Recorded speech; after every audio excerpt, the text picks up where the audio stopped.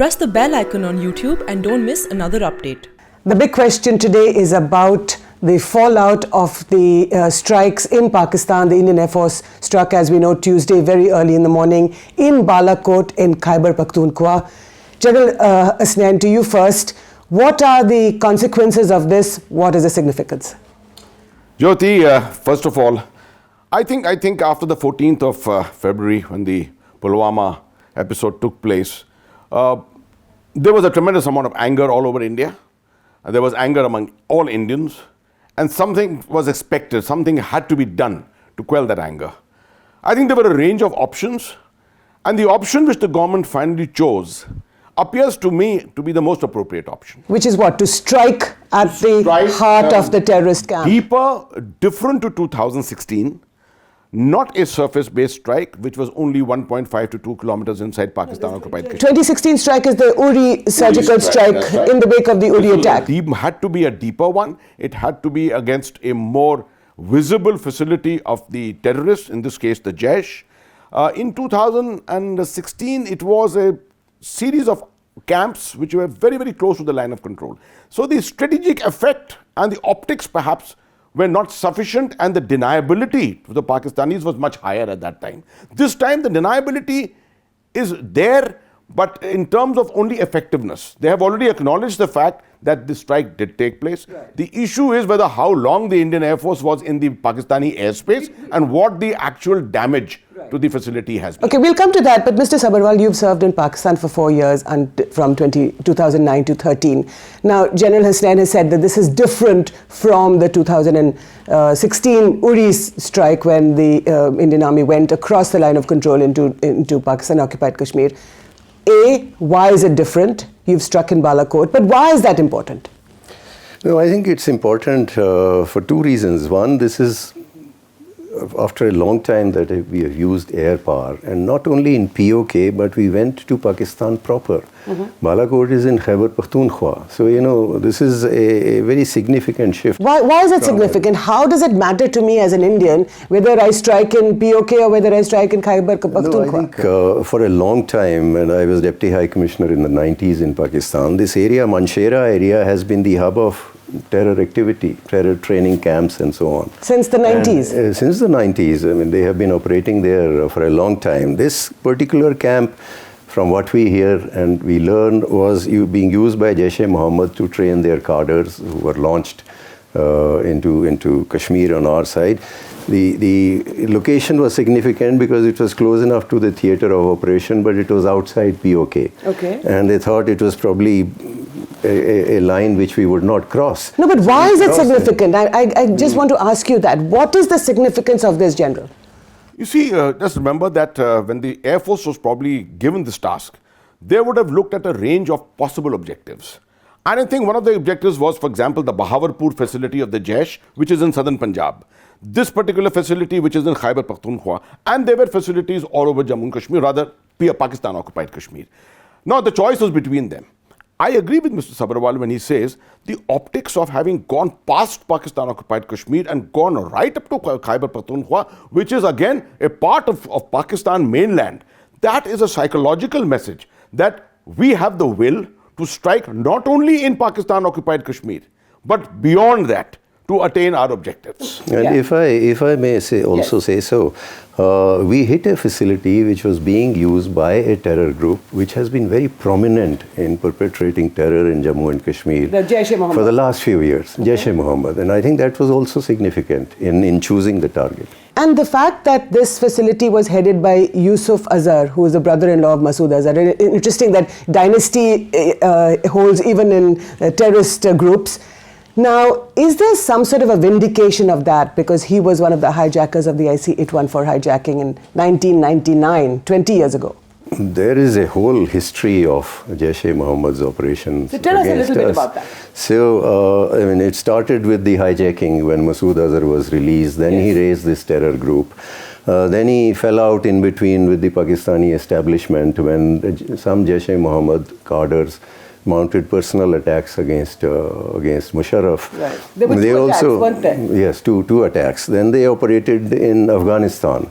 The recruitment ground is the same in southern Punjab. And, you know, for Jaish-e-Mohammed and for the Taliban, and they operated in Afghanistan. But of late, for the last few years, they were more active than other groups in Kashmir. So I think, as General Hasnain said, you either had the option of going to the heart of Jaish-e-Mohammed in Bahawalpur, which is deeper inside Pakistani territory, or go here to Balakot. So, General, in the wake of these strikes, do you think that the Pakistanis will retaliate? Will there be war? I think that's anybody's guess, but if you ask me, we are on what is called an escalatory ladder at the moment. We are already on the escalatory ladder. And by having, first of all, the Pulwama episode, the Pulwama tragedy itself was a very high rung on this ladder, which has led to the Indian response to strike by air against this Daesh facility, which has taken it slightly higher, a couple of notches even higher. Okay. Now it's a question of, will Pakistan pipe down? Or will Pakistan come under the pressure of the international community? Or will it abide by what Prime Minister Imran Khan said, promised and very passionately followed up by his railway minister and his information minister, that they would not only consider war against India or retaliation against India, but they would actually retaliate. Now, with all that behind us, with all that hype behind us, I think it is going to be very difficult for the Pakistani political establishment to pipe down. Okay. And therefore, they will be looking for a face saving by which they will do something. Now, it's anybody's guess what that thing is. We could discuss that particular aspect. But what about you, Mr. Sabharwal? Do you think there will be war? Well, war, I think, is a very big word, whether there would be retaliation. Okay. Now, it's a matter of speculation, whether they would retaliate militarily to hit a target in India, either with an aircraft or with a missile or whichever way. But they could hit a target. No, but let me say this, that what I have seen since yesterday, these threats notwithstanding, that we'll retaliate at a time and place of our choosing, what would you expect their leadership to do, the military leadership and the civilian leadership? They would say that. Right. But their actions since the morning, the script that has unfolded is very much like the script that unfolded after the surgical strikes of 2016. Which is that we say we have taken action, we have caused a lot of damage, and they say, in that case, nothing happened. In this case, we crossed over, that much they admit, but there was no impact, no damage. No, so does the international community, is it going to tell them to calm down? So that's another aspect. Okay. But let me first deal with Pakistan. Okay. If you look at all this, why are they saying this? No damage was caused. So as not to raise the expectations, the pressure from their public to a level where they have to retaliate. I don't think they are looking for an escalation, or they can afford to look for an escalation. You can always have an irrational action, but they are in a very difficult situation. So I believe their response would be political, diplomatic. Mm-hmm. They are having a parliament session today. They'll reach out to the international community. I'll come to that in a minute.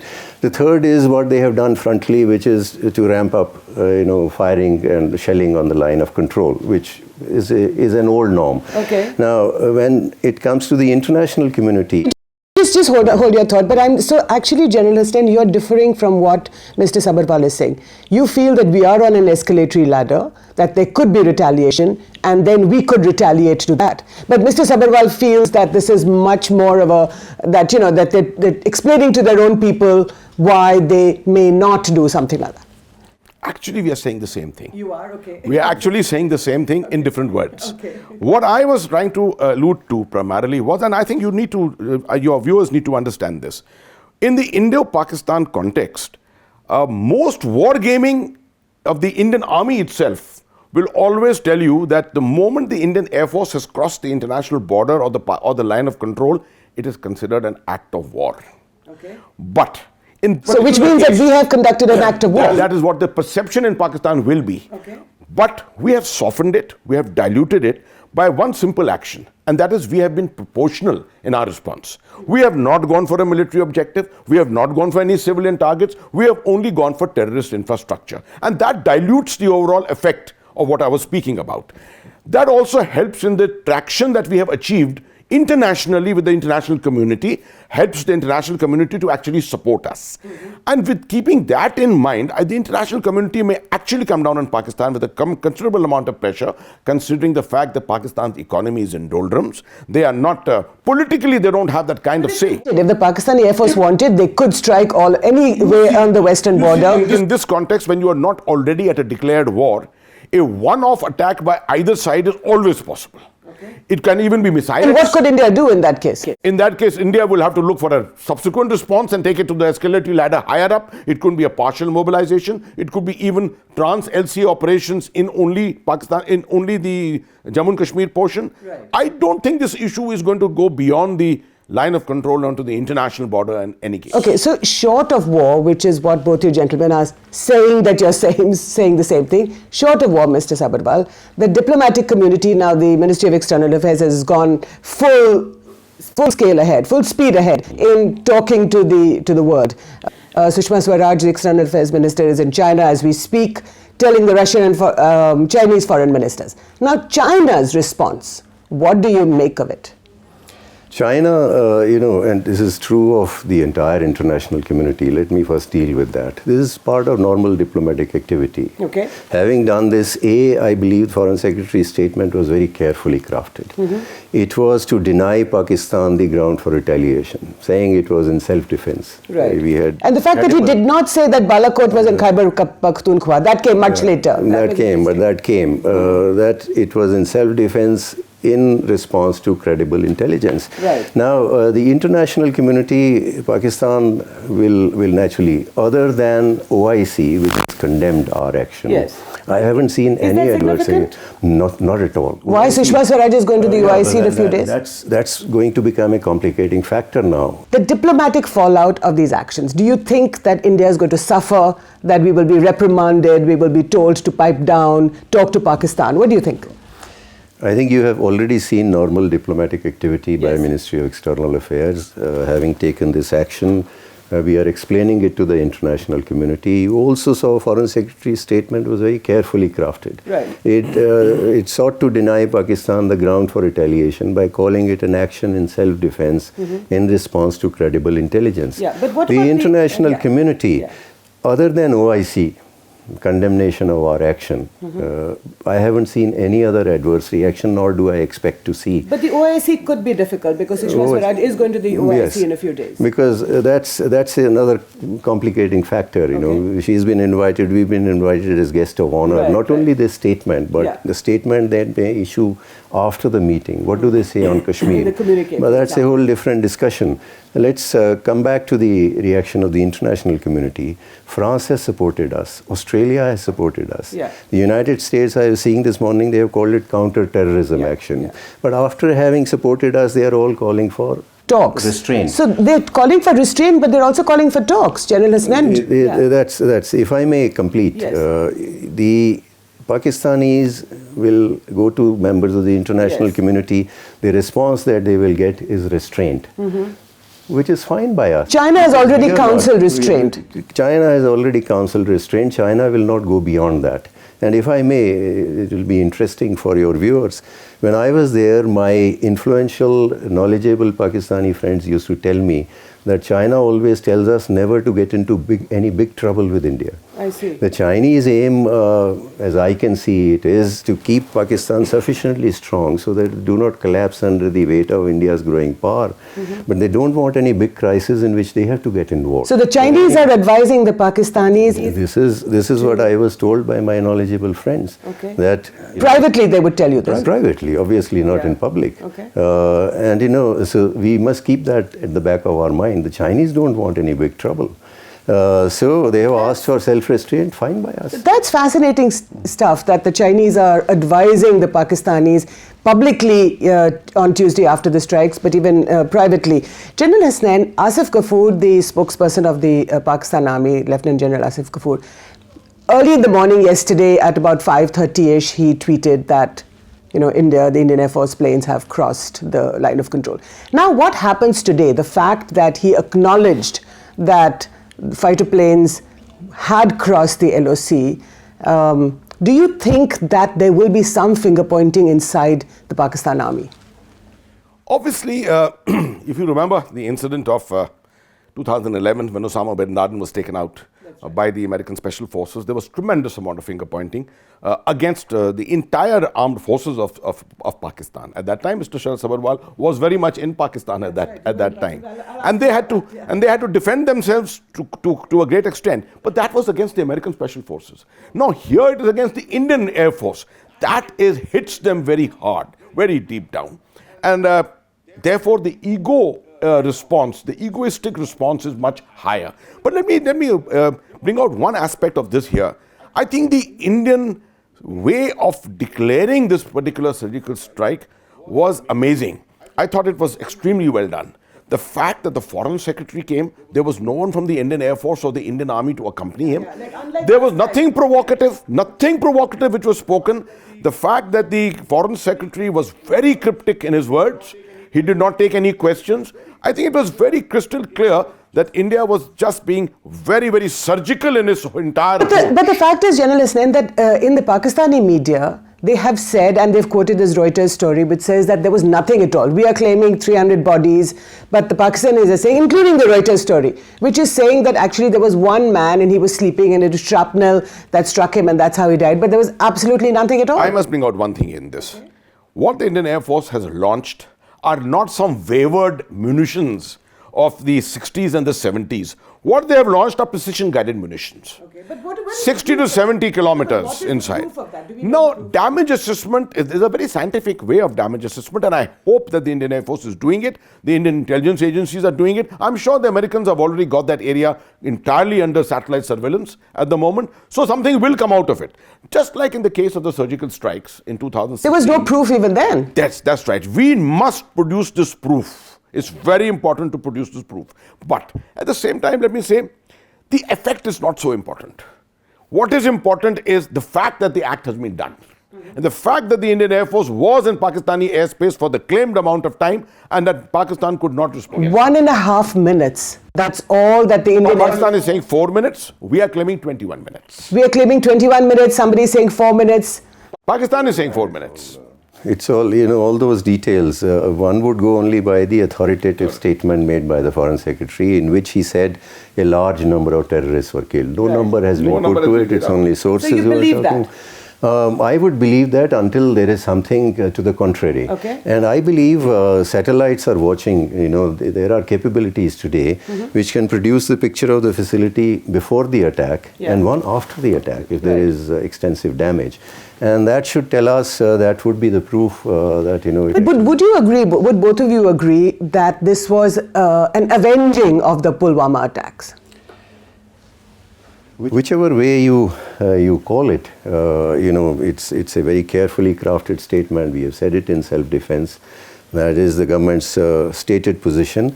But obviously, that was at the Foreign Secretary's statement started with the Pulwama attack. But the reason I'm asking is that after the 2008 Mumbai attacks, and you went to Pakistan a few months after that, Mr. Sabharwal, after 2008, there was no retaliation. 167 people were killed in cold blood in Mumbai, India's financial capital that was brought to its knees. There was no attack, there was no retaliation. Today, after 44 people, terrible attack in Pulwama, but India has retaliated. What's the difference between 2008 and today?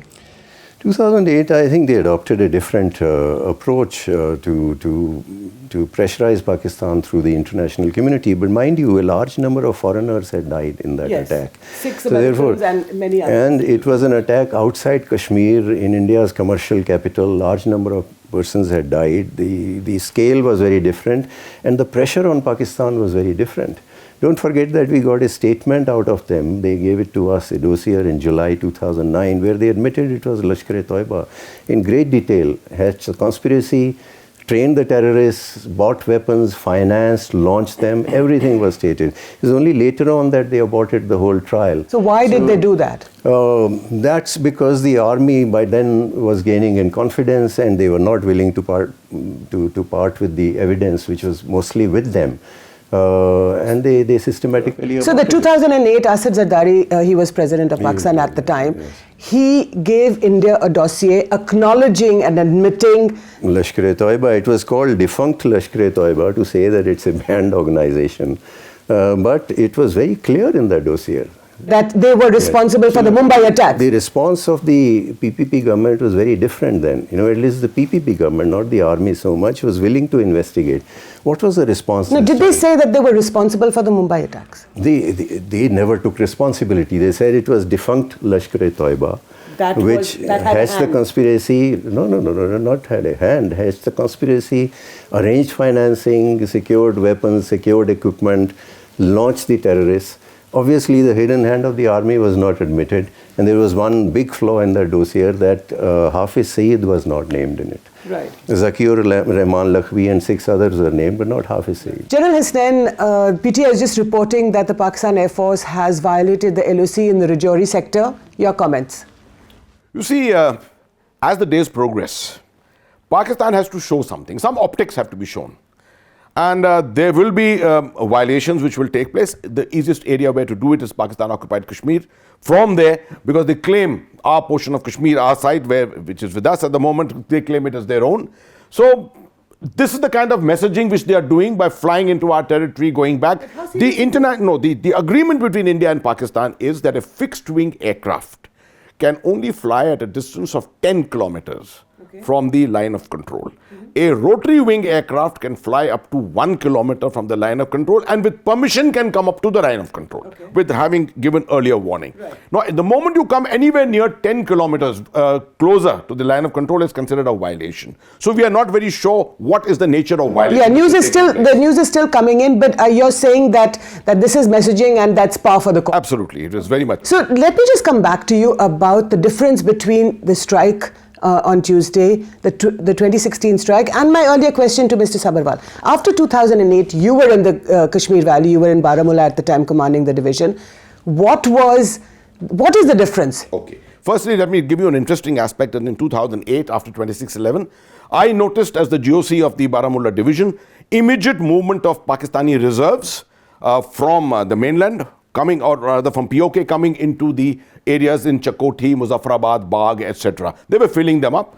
We tried calibrated movement of a company odd in our areas, and we immediately found responses on the other side that there was immediately a movement of some unit or a formation on the other side of the border. So both were moving? Both were moving. We were doing it much less. They were doing it in a bigger way. They were even laying mines.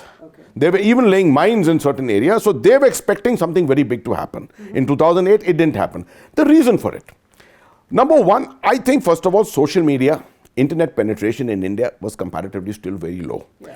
And the kind of sites that you got, like Twitter, for example, it can set passions afire at the moment. And the public pressure on the government is tremendous, especially at a time when the elections are on our... So that's what neither of you are saying it. So therefore, let me say it. I think Prime Minister Narendra Modi is made of a different fiber than Prime Minister Manmohan Singh and even Prime Minister Atal Bihari Vajpayee, who after the 2001 attack on the Indian Parliament did not retaliate. There was parakram, but there was no retaliation across the line of control. Reiterate what I just said. There's no doubt it takes a tremendous amount of courage to take decisions of the kind which were taken on the morning of the 26th of February. And obviously, the risk management was done effectively. These decisions are not taken without a deep set risk analysis. And Mr. Modi was willing to accept the risk. And that is an important element of the decision taken. But at the same time, let me also qualify that these situations emerge progressively over a period of time. 2001, the parliament attack. Thereafter, 2008, 26/11, then Uri, and now then Pulwama, and now. All this has had a cumulative effect. Right. And that is why this decision was necessary. And Mr. Modi, granted to him, he took the risk. Okay. Now, both of you know Kashmir very well, apart from your experience in India-Pakistan relations. You served in Kashmir for many, many years. I want you to both to answer the question on now inside Kashmir. What now? What should the Indian government do? What should Delhi do vis-a-vis Srinagar? There has been a crackdown on the Hurriyat, we know. Separatists have been, even the NIA, even on Tuesday, after the strikes, has gone after separatists. What should Delhi do with Srinagar? Well, I'll very briefly say that I don't think force alone can solve our problem in Kashmir. And this is a situation where force has been used time and again to control the situation. Our security forces have restored calm. After that, the political class hasn't taken that forward, hasn't used that opportunity to build durable peace. And I believe that that has not been possible because we don't have a consensus on a way forward. The first thing that needs to be done is for our political class to build consensus on what is a way forward in Kashmir. But you must open talks. We have to use force against those who use gun. But if we do not take the political steps, we'll confront our security forces time and again with the situation where they have to use force with casualties among civilians and within their own ranks. But what about Article 35A and 370, which is in the public domain these days and is again become a bone of contention? I would say this is the last time you should be tinkering with those kind of things. Okay. General Hasnain, tinker with Article 370 and 35A. Let me give you a larger picture. Yes. I do think that what is being done in terms of getting after the separatists, dealing with the financial networks and the conduits, this is the way forward. You have to make sure that there is financially there is these organizations are paralyzed completely because money makes all the difference. The second very, very important thing is they must continue with their hard operations. When I say hard operations, it means primarily the weaponized operations against the terror groups. But there has to be a balance. Each of these operations only cause greater alienation. So therefore, to offset that alienation, there have to be a series of soft measures, which means essentially reaching out to people, which unfortunately in India, I don't think most of us have ever understood what is the meaning of reaching out. What is the BJP, what is your advice? Do you think that the BJP should go ahead and, in Mr. Sabharwal's words, tinker with Article 370 and 35A? I think there is no need to give more triggers for more alienation. There are better times at which these actions can take place. I do sincerely believe that Article 370 and 35A ultimately have to go. When we find the mainstreaming of Kashmir and Kashmiris with the rest of India, these things have to go. But this is not the time for it. Right. Gentlemen, thank you so much for joining me at The Print.